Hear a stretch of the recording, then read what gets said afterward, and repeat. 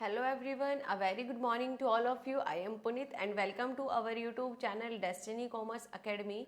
So अभी जो हम बैच के अंदर हम पढ़ रहे हैं सीईटी मेंस का टॉपिक हम पढ़ रहे हैं कॉर्पोरेट गवर्नेंस, जिसके हम आज के लेक्चर में एमसीक्यू सीरीज के बारे में डिस्कस करेंगे कि किस तरीके से आपके कॉर्पोरेट गवर्नेंस जो आपने यूनिट पढ़ी है उसके एमसीक्यू पेपर के अंदर किस तरीके से आ सकते हैं। ओके, सो चैनल पे जो नए हैं सबसे पहले आप ऐप इंस्टॉल कर लीजिए प्ले स्टोर में जाके। डेस्टिनी कॉमर्स एकेडमी के नाम से आपको ऐप मिल जाएगी, वहाँ पे जाइए आप और वहाँ से उसको इंस्टॉल कर लीजिए ताकि आपको बाकी सारी वीडियो लेक्चर भी प्रोवाइड हो जाए और एमसीक्यू सीरीज भी आपको सारी प्रोवाइड हो जाए ताकि आप अपनी प्रिपरेशन अच्छे तरीके से कर सकें। ओके और अगर जो स्टूडेंट कोर्स के अंदर इनरोल करवाना चाहते हैं तो उनके लिए मैं कॉन्टैक्ट नंबर यहाँ पे लिख देती हूँ 9812926011। यहाँ से आप इनरोलमेंट भी करवा सकते हो कोर्स के अंदर। सो अभी हम स्टार्ट करते हैं कॉर्पोरेट गवर्नेंस के एमसीक्यू हम स्टार्ट करेंगे। जो स्टूडेंट्स नए हैं चैनल पे, जो फर्स्ट टाइम लेक्चर देख रहे हैं, उनके लिए मैं बता देती हूँ कि कॉर्पोरेट गवर्नेंस बेसिकली होता क्या है। अगर हम कॉर्पोरेट की बात करते हैं कॉर्पोरेट का मतलब हुआ यहाँ पे बिजनेस या इंटरप्राइजेस, और गवर्नेंस का मतलब होता है कि हम कैसे कंट्रोल करते हैं बिजनेस को, कैसे हम बिजनेस को वेल मेंटेन तरीके से चलाते हैं, जहाँ पर हमें कुछ रूल एंड रेगुलेशन सेट करने की ज़रूरत होती है या फिर कुछ रूल एंड रेगुलेशन हमें बनाने पड़ते हैं अपने बिजनेस को अच्छे तरीके से रन करने के लिए। यानी कि आप बोल सकते हो कि किसी भी बिजनेस को किस तरीके से हम कंट्रोल करते हैं, that is called a corporate governance, और उसके लिए जो हम रूल एंड रेगुलेशन बना रहे हैं। होप सो आप सभी को मीनिंग क्लियर हुआ होगा। कहीं पर डाउट है तो आप हमें कमेंट बॉक्स में पूछ सकते हैं। देन हम बेसिकली बात करेंगे फर्स्ट क्वेश्चन की, the primary stakeholder are. Primary stakeholder कौन से होते हैं आपके, यहाँ पे ऑप्शन दिया हुआ है आपको। कंज्यूमर क्या होते हैं आपके, सेकेंडरी शेयर होल्डर होते हैं आपके। और अगर हम सप्लायर की बात करते हैं, supplier is also secondary share holder. And अगर हम क्रेडिटर की बात करते हैं क्रेडिटर भी सेकेंडरी शेयर होल्डर ही होते हैं। और करेक्ट आंसर रहेगा C answer, that is called a shareholder जो होते हैं वो आपके प्राइमरी स्टेक होल्डर होते हैं। Primary stakeholder. Okay, then हम बात करते हैं फिर नंबर 2 क्वेश्चन की, the corporate governance structure of a company reflect the individual company. यानी कि कॉर्पोरेट गवर्नेंस का जो स्ट्रक्चर है वो किस तरीके का रिफ्लेक्ट करता है किसी भी इंडिविजुअल कंपनी के लिए। कल्चर एंड इकोनॉमिक सिस्टम, हाँ जी बिल्कुल रिफ्लेक्ट करता है। कल्चर या इकोनॉमिक सिस्टम कैसा अडॉप्ट कर रखा है, legal and business system, social and regulatory system, and all of the. बिल्कुल ठीक है, ये आपका करेक्ट आंसर रहेगा, डी आंसर रहेगा, क्योंकि तीनों ऑप्शन आपके बिल्कुल करेक्ट आंसर। देन हम नेक्स्ट की बात करते हैं, फिर नेक्स्ट आते हैं हम थर्ड पे। यहाँ पे बताया गया corporate governance is a form of, यानी कि कॉर्पोरेट गवर्नेंस किसकी फॉर्म में होता है।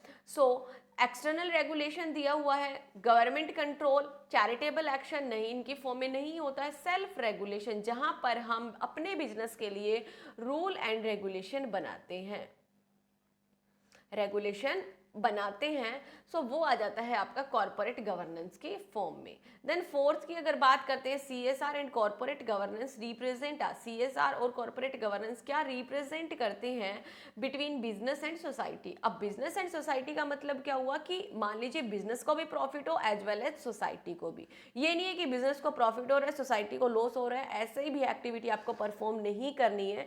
जहां पर बिजनेस और सोसाइटी दोनों का ही प्रॉफिट होता है, वो एक्टिविटी आपको करनी है, वो आती है आपकी सीएसआर के अंदर एंड कॉर्पोरेट गवर्नेंस में। तो क्या रिप्रेजेंट कर रही है, सोशल क्लाइमेट नहीं, स्पेशल कॉन्ट्रैक्ट नहीं, स्पेशल क्लाइमेट नहीं, सोशल कॉन्ट्रैक्ट क्या कर रहे हैं रिप्रेजेंट, यहां पे आएगा आपका सोशल कॉन्ट्रैक्ट। ओके, चलिए नेक्स्ट क्वेश्चन करते हैं। वीडियो को शेयर ज़रूर कर दीजिए, क्योंकि मैं स्पेशली आपके लिए जो वीडियो लेक्चर जो बना रहे हैं स्पेशली आपके लिए, ताकि आपके कंसेप्ट की क्लैरिटी हो, आपको पता चले कि पेपर में किस तरीके के क्वेश्चंस आते हैं। पहले क्वेश्चन को फ्रेम करना पड़ता है, देन आपको डिलीवर करना पड़ता है। तो इसके लिए ज़्यादा से ज़्यादा शेयर कीजिए और सब्सक्राइब तो कर देना चैनल को, क्योंकि इससे आपको नोटिफिकेशन मिलती रहेगी डेली टू डेली अपडेशन जो भी हम करते हैं। अगर हम फिफ्थ क्वेश्चन की बात करते हैं, देखिए यहाँ पे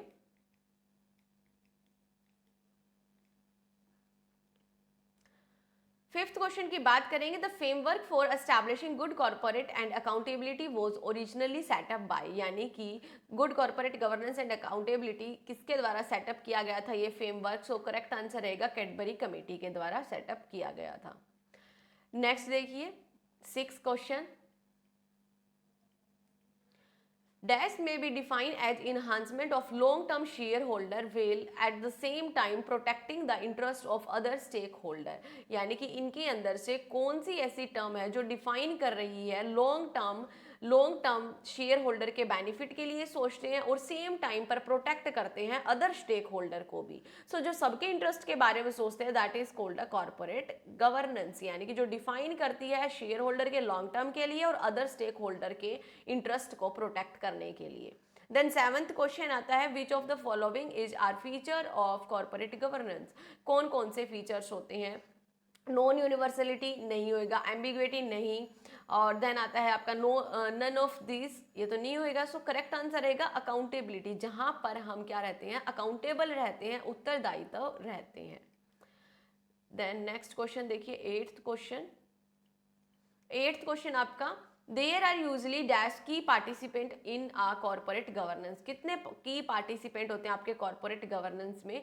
करेक्ट आंसर रहेगा 3 पार्टिसिपेंट। अब कौन कौन से होते हैं वो आप लिख लीजिए, मैं साथ के साथ आपको एक्सप्लेनेशन लिखवाती हूँ, तो आप अपना जो नोट्स जो प्रिपेयर कर रहे हैं उनके अंदर आप नोट डाउन कर लीजिए, क्योंकि देखिए जो पेपर आएगा वो आपका एमसीक्यू टाइप आएगा। ओके, एमसीक्यू से बाहर तो नहीं आएगा ना।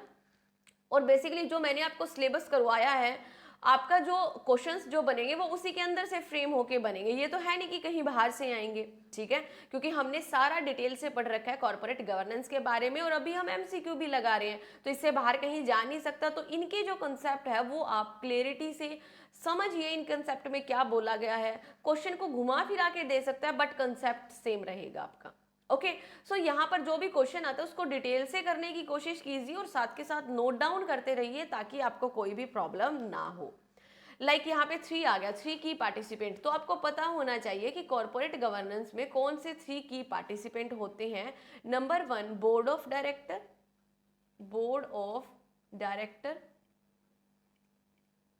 Number 2 management and number 3 share holder. Okay, ये राइट डाउन कर लीजिए आप। द नेक्स्ट क्वेश्चन पर चलते हैं, 9th क्वेश्चन पे, corporate governance is a dash approach? कौन सी अप्रोच होती है आपकी? देखिए हम करते हैं, यहाँ पर आपका रहेगा करेक्ट आंसर रहेगा ए, आंसर करेक्ट रहेगा, टॉप डाउन अप्रोच होती है आपकी corporate governance. Then next question पे आते हैं, corporate governance is concern with formation of this objective? Corporate governance का जो हम फॉर्मेशन करते हैं, हमारा ऑब्जेक्टिव क्या रहता है? Very short, medium, long. हमारा ऑब्जेक्टिव रहता है लॉन्ग टर्म का, क्योंकि हमारा बिजनेस जो है वो किस पर्पज से हम चला रहे हैं? लॉन्ग टर्म पर्पज से चला रहे हैं, तो हमारा क्या रहेगा पर्पज यहाँ पे? लॉन्ग टर्म का रहेगा। देन नेक्स्ट क्वेश्चन देखिए,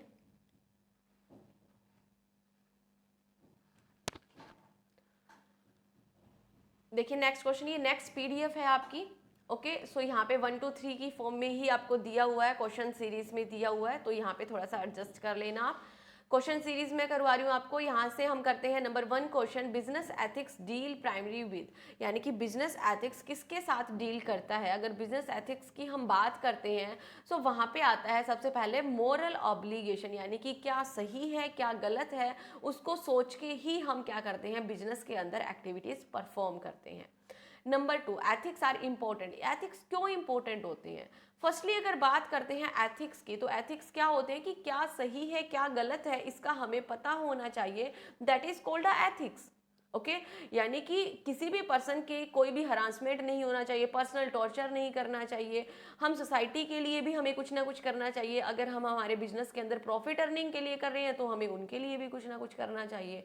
तो कुछ हमारे बिजनेस के एथिक्स भी होते हैं, नॉर्मल ह्यूमन बीइंग के एथिक्स भी होते हैं। तो ये आपका टॉपिक कवर अप करवा रखा है एथिक्स के टॉपिक के अंदर। देन अगर बात करते हैं कि एथिक्स इंपॉर्टेंट क्यों होते हैं, सो उसका एक्सप्लेनेशन हम पढ़ते हैं। Supplier prefer to deal with ethical company, यानी कि सप्लायर किसके साथ डील करना पसंद करते हैं? एथिकल कंपनी के साथ। कस्टमर किसके साथ प्रेफर करते हैं? एथिकल कंपनी के साथ। एंड एम्प्लॉय भी किसके साथ रहना पसंद करते हैं? एथिकल कंपनी के साथ। सो यहाँ पर हमारा करेक्ट आंसर रहेगा डी आंसर रहेगा, यानी कि सभी जो ऑप्शन है वो करेक्ट ऑप्शन है। देन हम बात करते हैं थर्ड की। देखिए थर्ड क्वेश्चन जो है हमारा, benefit drive from social responsibility include, यानी कि कौन कौन से बेनिफिट ड्राइव होते हैं सोशल रिस्पॉन्सिबिलिटी से, जहां पर क्या क्या चीजें इंक्लूड की जाएगी।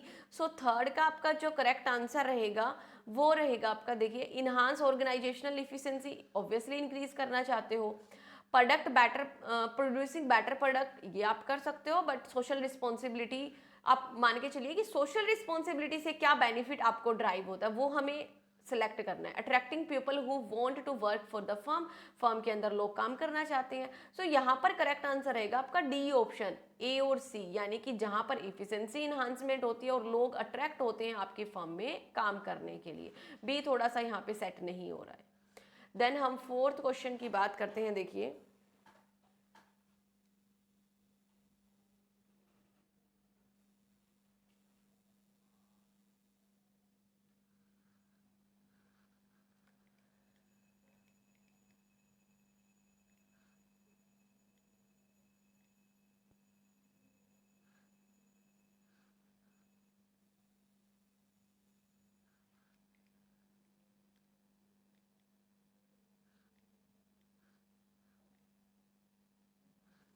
देखिए फोर्थ क्वेश्चन पे आते हैं। Fourth question is unethical behaviour is often triggered by, यानी कि अनएथिकल जो बिहेवियर है आपका वो कहां से उत्प्रेरित होता है, यहाँ का मतलब होगा यहाँ पे ट्रिगर्स का मतलब होगा उत्प्रेरित। ओके, सो वो कहाँ से होता है? देखिए हम पढ़ते हैं pressure from high management to achieve goal, यानी कि प्रेशर रहता है हाई मैनेजमेंट का कि आप अचीव कीजिए, हाईएस्ट गोल को आप अचीव कीजिए। ओके, सो ये भी एक उत्प्रेरित करता है कि आप क्या करते हो, अनएथिकल बिहेवियर करते हो उस ऑब्जेक्टिव को अचीव करने के लिए। देन नेक्स्ट देखिए, an organisational atmosphere that condone such behaviour, यानी कि ऐसा कुछ यानी कि ऑर्गेनाइजेशन एटमॉस्फेयर में इस तरीके का माहौल बन जाता है या इस तरीके की अनुमति आपको देता है कि आप अनएथिकल बिहेवियर करते हो। सो अनएथिकल बिहेवियर कब उत्प्रेरित होता है या कब प्रोड्यूस होता है, तो वो आएगा आपका सी ऑप्शन, यानी कि ए और बी दोनों आपके करेक्ट ऑप्शन रहेंगे। देन हम बात करते हैं फिफ्थ की। देखिए फिफ्थ क्या बोला गया है,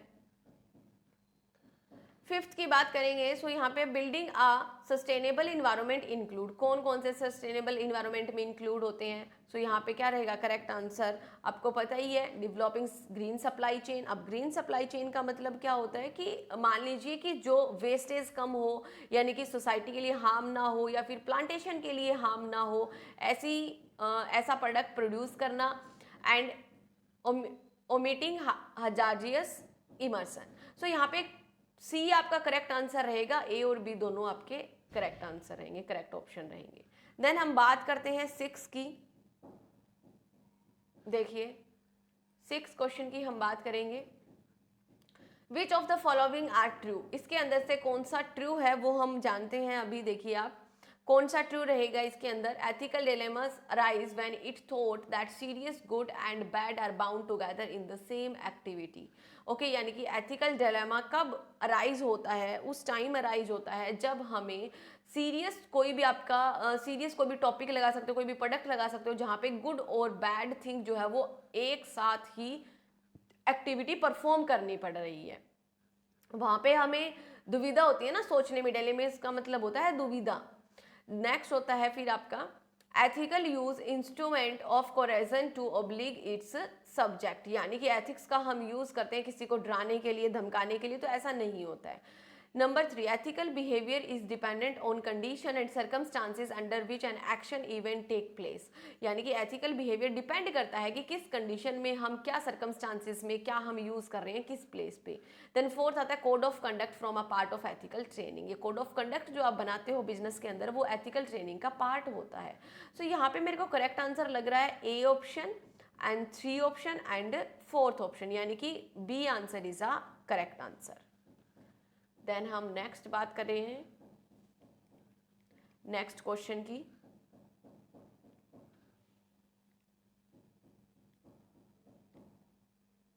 देखिए 7th क्वेश्चन,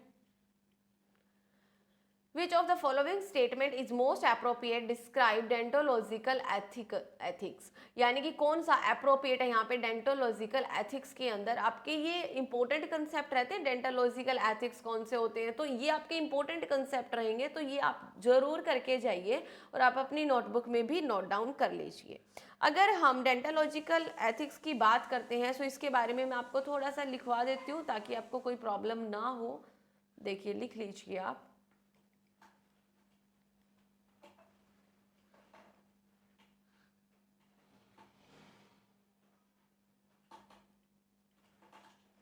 यहाँ पे लिख लीजिए, मैं लिखवा देती हूँ। Approach to ethics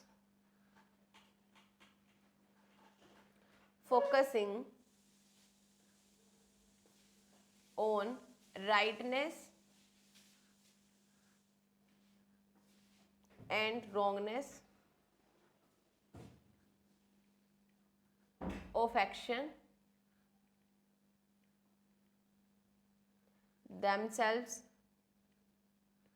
without any consideration।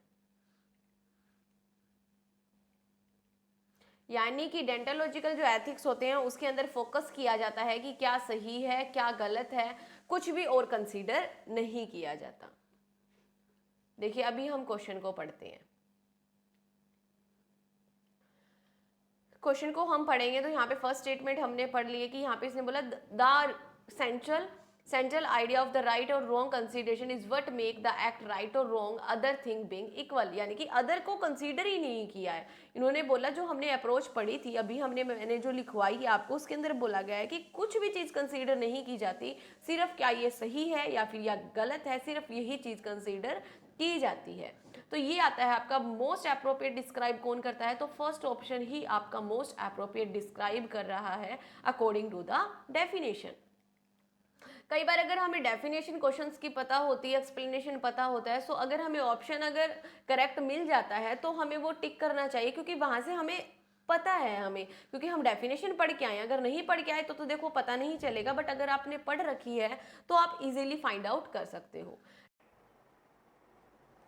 हाँ जी, तो नेक्स्ट क्वेश्चन देखिए। नेक्स्ट क्वेश्चन हमारा रहेगा 8th question, if you don't have dash you can really get in trouble for lining cheating and deceiving others. यानी कि यहाँ पे क्या आंसर आएगा, यदि आपके पास ऑनेस्टी नहीं है। क्या आंसर आएगा यहाँ पे, ऑनेस्टी नहीं है। ऑनेस्टी नहीं है तो आप ट्रिब्यूनल में फंस सकते हो या चीट कर सकते हो दूसरों के साथ, यानी कि तो धोखे में रखना। तो अगर यहाँ पे हम बात करते हैं कि क्या नहीं है, तो यहाँ पे आएगा आपका ऑनेस्टी, यहाँ पे करेक्ट आंसर रहेगा, यानी कि C answer is the correct option of the 8th question. Then हम 9th क्वेश्चन की बात करते हैं। 9th क्वेश्चन देखिए यहाँ पे, which of the following are function of code of ethics. अभी हमें पता है, हम पीछे डिस्कस करके आए हैं कि एथिक्स क्या होता है, और अगर हम बात करते हैं कोड ऑफ एथिक्स की बात करते हैं कि क्या क्या फंक्शंस होते हैं कोड ऑफ एथिक्स के, सो यहाँ पर जो हम 9th क्वेश्चन करेंगे इसका करेक्ट आंसर रहेगा आपका 1 मिनट।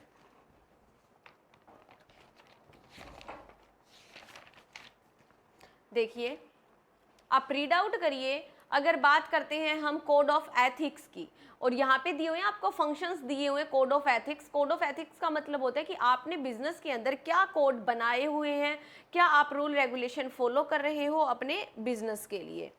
सो यहाँ पर आपका फर्स्ट पढ़ते हैं हम, it express share commitment on a part of professional society's member to strive to satisfy certain ethical standard and principle। यानी कि आप प्रोफेशन के अंदर या फिर आप बिजनेस के अंदर कुछ कोड ऑफ कंडक्ट जो आपने डिसाइड कर रखे हैं उससे आप क्या करते हो, सेटिस्फाई करते हो जो आपने स्टैंडर्ड एंड प्रिंसिपल मेंटेन कर रखे हैं। सो ये आपका सही है।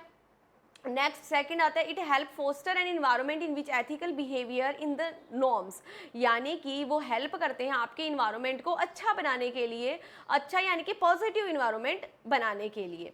Then third one is it can serve as guide और reminder in a specific situation, यानी कि स्पेसिफिक सिचुएशन के लिए गाइड करना, आपको बताना कि किस तरीके से आपको काम करना चाहिए, किस तरीके से आपको काम नहीं करना चाहिए, that is called ethics. And then fourth one is a code can be valuable academic and educational agency of an organisation, यानी कि जो आपकी अकेडमिक जो आपकी वैल्यू चली आ रही है ऑर्गेनाइजेशन के अंदर, उनको आप फॉलो कर रहे हो, उनको वो आपके कोड ऑफ कंडक्ट है. सो यहाँ पर जो चारों ऑप्शन आपको दिए हुए हैं वो करेक्ट ऑप्शन है आपके according to the code of ethics. तो यहाँ पर आपका करेक्ट आंसर हो जाएगा सी आंसर, जहाँ पे 1 2 3 4 चारों ऑप्शन आपके करेक्ट रहेंगे. ओके, देन हम नेक्स्ट करते हैं. देखिए नेक्स्ट आता है आपका 10th क्वेश्चन. देन हम 10th क्वेश्चन की बात करेंगे.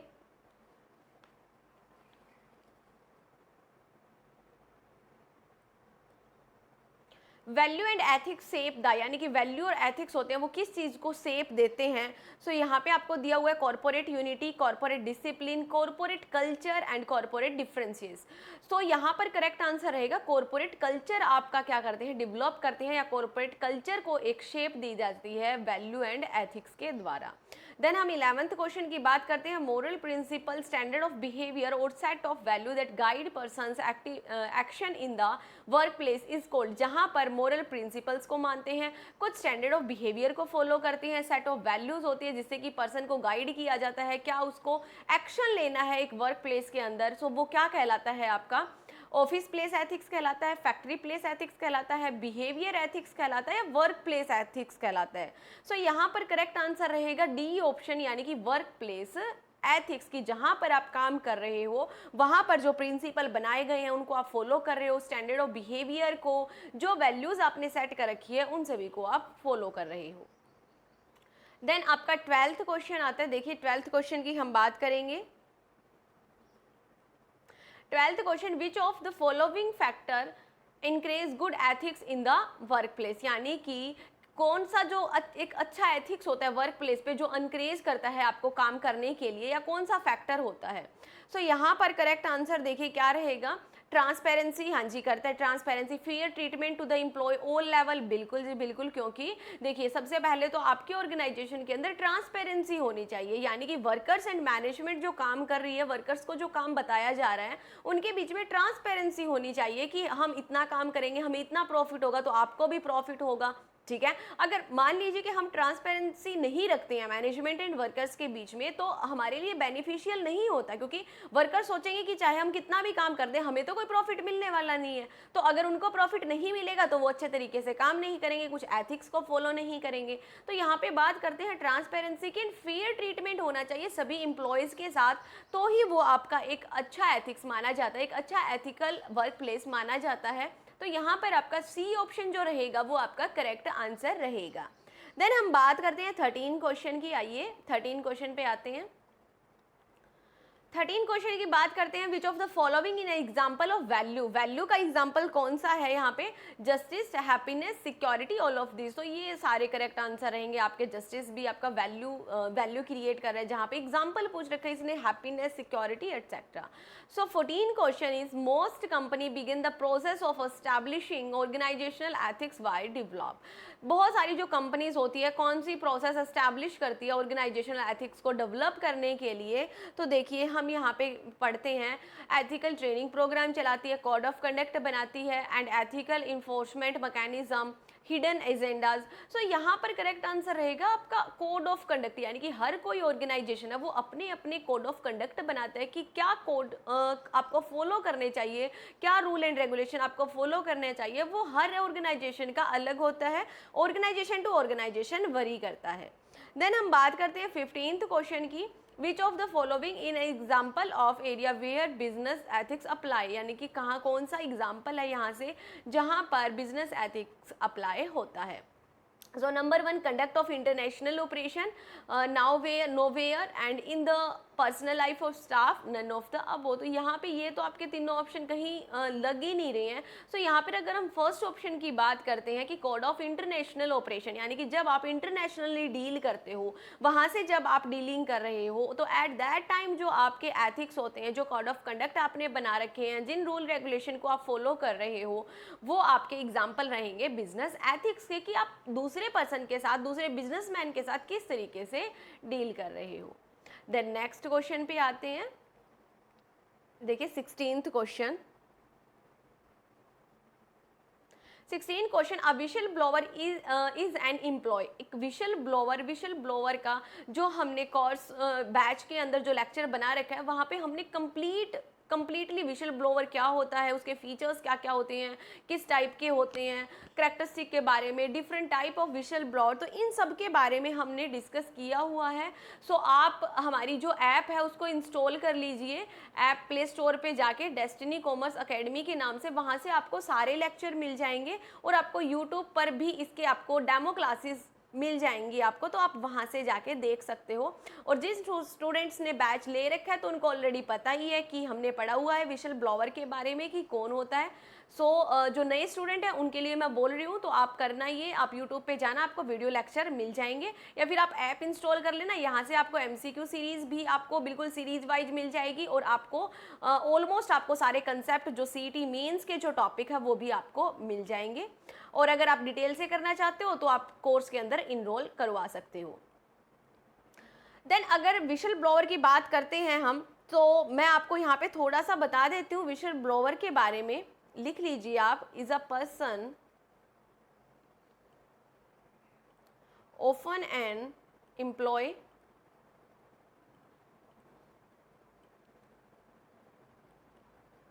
who reveal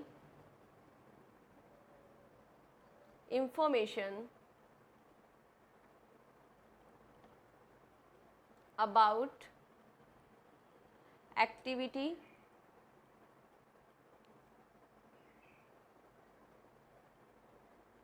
within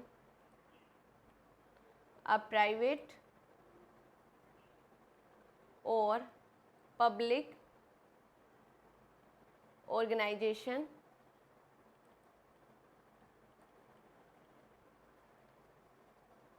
that is deemed illegal, immoral and fraudulent. क्या मतलब हुआ है, यानी कि एक ऐसा पर्सन जो रिलीव करता है इंफॉर्मेशन कोई भी ऐसी एक्टिविटी के रिगार्डिंग, चाहे वो पब्लिक हो या फिर प्राइवेट ऑर्गेनाइजेशन हो, जो कि आपकी इलीगल होती है, इमोरल होती है, और आपकी कोई फ्रॉडुलेंट ट्रांजैक्शन होती है या फिर फ्रॉडुलेंट वर्क होता है, उसको रिवील करने के लिए इंफॉर्मेशन को जो रिलीव करता है, वो पर्सन कहलाता है आपका we shall blower. Okay, hope so आप सभी को समझ में आया होगा। अगर कहीं से समझ में नहीं आया तो आप कमेंट बॉक्स में हमसे पूछ सकते हैं। तो देखिए यहाँ पे अब हम पढ़ते हैं, क्वेश्चन पढ़ते हैं, अब आपको बेटर तरीके से समझ आ जाएगा। सो अगर विशल ब्लोअर एम्प्लॉय की बात करते हूँ, कौन होता है? Expose organisational wrongdoing, complain a lot of company management, engage in unethical behavior, refers dispute with other employees. So यहाँ पर आप खुद भी बता सकते हो तो कि इसका करेक्ट आंसर रहेगा हमारा ए आंसर, यानी कि जो एक्सपोज करता है रॉन्गफुल डूइंग, यानी कि जो गलत काम कर रखा है ऑर्गेनाइजेशन के अंदर, फ्रॉडुलेंट वर्क कर रखा है, उसको आपको क्या करना है? एक्सपोज करना है, तो वो कहलाता है आपका विशल ब्लोअर कहलाता है। देन 17th question, stress management is about learning. Stress management किसके बारे में लर्निंग करते हैं हम स्ट्रेस मैनेजमेंट के बारे के अंदर? सो यहाँ पर आएगा आपका, देखिए, how to avoid the pressure of life, कि किस तरीके से हम अवॉइड कर सकते हैं, या फिर how to develop skill that would enhance our bodies adjustment when we subjected to the pressure of life, या 1 और 2 and none of the above. So अगर बात करते हैं यहाँ पे तो बिल्कुल अवॉइड करने की, बट स्ट्रेस मैनेजमेंट हमें बिल्कुल अवॉइड करने के लिए नहीं बताता कि कैसे अवॉइड करें, बट इस तरीके से बताता है कि एक ऐसी स्किल डेवलप करता है कि अगर हमें लाइफ के अंदर कोई प्रेशर होता है, कोई स्ट्रेस होता है, तो हमारी बॉडी उसके अंदर किस तरीके से एडजस्टमेंट करे। सो यहाँ पे करेक्ट आंसर रहेगा बी आंसर, यहाँ पे करेक्ट आंसर रहेगा। देन हम बात करेंगे नेक्स्ट की। देखिए 18th question, which of the following statement is true about the stress management, यानी कि स्ट्रेस मैनेजमेंट के बारे में कौन सी ट्रू स्टेटमेंट रहेगी। देखिए, stress management learning about connection between mind and body, बिल्कुल सही बात है कि माइंड और बॉडी के बीच में जो कनेक्शन होता है, लर्निंग कनेक्शन होता है, उसको हम बोलते हैं stress management. And management help करता है कंट्रोल करने के लिए our health in a positive sense, यानी कि जो हमारे, अगर मान लीजिए स्ट्रेस के कारण हमारे कुछ हेल्थ इश्यूज होने लग जाते हैं, तो उसको मैनेज करने के लिए हेल्प करता है हमारी stress management. And stress management teach to avoid the all kind of stress, ये ऑप्शन इसका करेक्ट आंसर रहेगा, यानी कि 1 और 2 करेक्ट आंसर रहेगा, 1 और 2, यानी कि ये करेक्ट आंसर रहेगा इसका। ओके, थोड़ा सा ध्यान कर लेना आप यहाँ से। सो 19th क्वेश्चन है आपका, which of the following are basic source of stress, यानी कि बेसिक सोर्स कौन सा होता है स्ट्रेस का। Environment, social stressor, thoughts, all of the above, तो ये सारे जो फैक्टर्स है वो क्या रहेंगे, सोर्स रहेंगे स्ट्रेस के। Then 20 question, example of environmental stressor are, example क्या है आपका, weather, financial problems, substandard housing, all are correct. तो यहाँ पर भी आपका D option is the correct option of the question number 20। तो आज के लेक्चर में हमने ऑलमोस्ट 30 क्वेश्चन कवर अप किए हैं, 30 क्वेश्चन कवर अप किए हैं, विद एक्सप्लेनेशन हमने किए हैं। ओके, ताकि आपको कोई भी प्रॉब्लम ना हो, क्योंकि अगर जितने आप एमसीक्यू करोगे ना, तो वहीं से आपके क्वेश्चन बनने के चांसेस रहते हैं। सो जितने आप एमसीक्यू करोगे उतना आपको बेनिफिट रहेगा। सो उसके लिए आपको ज़रूरी है एमसीक्यू सीरीज डेली रूटीन में आपको अटेंड करनी है। डेली रूटीन में अटेंड करोगे तो उसके बाद हम विद एक्सप्लेनेशन हम करेंगे क्वेश्चंस को, वहाँ से आपके कंसेप्ट की क्लियरिटी हो जाएगी। ओके, और ज़्यादा से ज़्यादा शेयर ज़रूर कीजिए। इस बार मैंने आपके 10 क्वेश्चन एडिशन किए, क्योंकि बहुत सारे बच्चों की रिक्वेस्ट आई कि आप क्वेश्चंस को और भी ज़्यादा कीजिए। पहले मैं 20 क्वेश्चन करवाती थी, अभी मैं 30 क्वेश्चन करवाती हूँ। ठीक है, तो अच्छा खासा आप रिस्पॉन्स दीजिए, अच्छा खासा बहुत सारे स्टूडेंट्स रिस्पॉन्स करते भी हैं। सभी को कमेंट करना है, अच्छा कमेंट करना है कि जैसा भी आपको लेक्चर लगता है, कुछ सजेशन देना चाहते हो, कोई प्रॉब्लम है तो आप कमेंट करके हमें बता सकते हैं। शेयर कीजिए ज़्यादा से ज़्यादा फ्रेंड्स के अंदर, ताकि सारे जो स्टूडेंट्स हैं जो सीटी मेंस की प्रिपरेशन कर रहे हैं, वो सारे बच्चे बेनिफिट उठा सके और अपने एग्जाम की प्रिपरेशन कर सके। Thank you everyone.